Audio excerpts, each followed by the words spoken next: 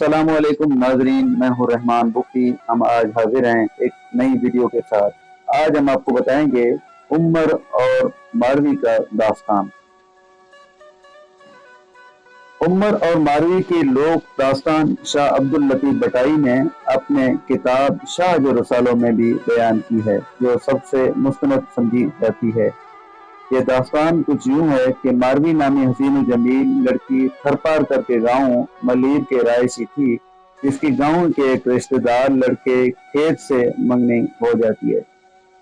गांव ही का एक और लड़का भी उसकी मोहब्बत में मुब्तला होता है। वो मारवी को अपनी तरफ राग़िब करने की कोशिश करता है, लेकिन वो इनकार कर देती है। हसद का ये मारा ये शख्स उस वक्त के हुक्मरान उमरों के दरबार में चला जाता है, जिससे शहर उमरकोट मंसूब है, और फिर उसे शायराना अंदाज में मारवी के हुस्न के मुतालिक बताता है।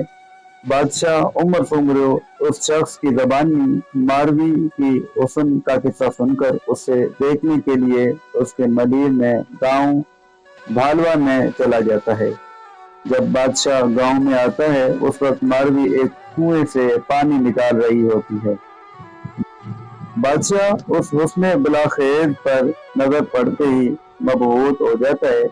मारवी उसे इस कदर पसंद आती है कि वो वहीं उसे शादी की पेशकश करता है, लेकिन वो उसे इनकार कर देती है। बादशाह उसे हीरे जवाहरात और शाही जिंदगी का लालच देता है, मगर वो फिर भी नहीं मानती।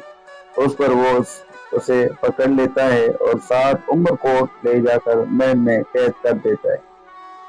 मारवी जो सहरा के रेतले टेलू खुले मेलगू आसमानों के आती थी, उस मकीर जिंदगी पर दिन रात दारो कतार रोती रही। हर रोज बादशाह उसके पास आता है और उसकी शादी पर रजामंद करने की कोशिश करता है, ताहम वो मुसलसल इनकार कर देती है। बालाखिर घर की याद मारवी को इस कदर तकलीफ में मुब्तला कर देती है कि वो खाना पीना छोड़ देती है और शदीद बीमार पड़ जाती है। जब उमर को उसकी बीमारी की इत्तला मिलती है, तो वो दोबारा उसके पास आता है और शादी करने की दरख्वास्त करता है। इस पर मारवी उसे जवाब देती है कि अगर मैं अपने वतन की याद में दम तोड़ दूं तो मेरा जस्द खाकी मेरे घर ले जाना, ताकि मैं सहरा की रेत में आराम कर सकूं।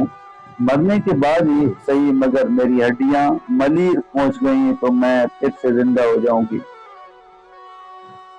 उमर मारवी की वतन से मोहब्बत का यह आलम देखकर बालाखिर 1 साल की कैद के बाद रिहाई दे देता है। इसकी आदमी मारवी को इज्जत और तकरीम के साथ उसके गांव लेकर जाते हैं।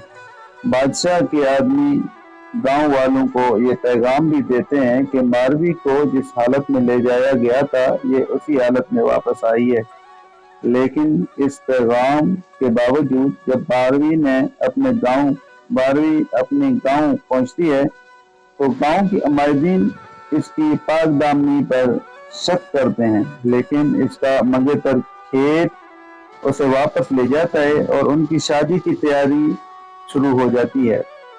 शादी की रात जब वो हजला अरूसी में अपने शोहर का इंतजार कर रही होती है, वो सोच रही होती है कि अगर उसके शोहर ने उसकी पाक दामनी के मुतालिक सवाल किया तो वो क्या जवाब देगी। ये ख्याल उसके लिए नाकाबिले बर्दाश्त साबित हुआ। उसने आखिरी सांस ली और वहीं दम तोड़ गई। यहाँ मारवी की कहानी तो खत्म हो गई, लेकिन उसका नाम आज भी जिंदा है, और उसका नाम अमर होने का हवाला उसकी उम्र से मोहब्बत नहीं, बल्कि अपने वतन से लाजवाब मोहब्बत है। उसे आज भी सिंधी तारीख की सबसे बहादुर खातून करार दिया जाता है। तो दोस्तों, ये था आज का हमारा टॉपिक। इसके साथ मेरे चैनल को सब्सक्राइब करें, लाइक कमेंट करें। मजीद भी हमारी इस तरह की वीडियोस आपकी खिदमत में हाजिर होते रहेंगे। इसके साथ मुझे दीजिएगा इजाजत। इंशाल्लाह फिर मिलते हैं एक नई वीडियो के साथ। अल्लाह हाफिज।